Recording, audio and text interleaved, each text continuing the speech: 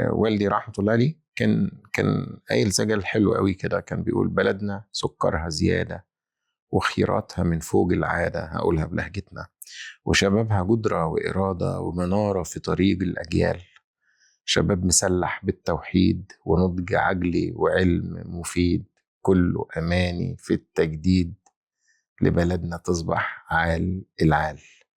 إن كان ده يا هذا طموحك، ابدأ وداوي في جروحك، بحساب مع نفسك في الحال، امشي دوامع الزراعية تلقى محاصيل نوعية، برسيم وجمح وملوخية ذرة وطماطم، زرع رجال، انظر نخيلها على الصفين كأنه حراس متناوبين، ألوان ثمرها تسر العين، تفرح حلاوة ويا جمال.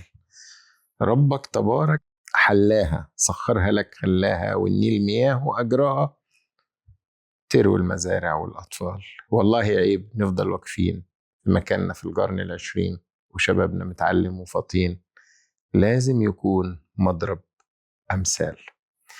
وهلم جرى في الضرب تلقى والحارة خليط زبالة وحجارة، وجار يشلق للجارة وخناق عيال بيجر رجال. فين الوفا فين النخوة النهضة فين، ده احنا في زحمة، الوقت سارق ناس هوا ستاتنا سحبة وشايل عيال. وهلم جرى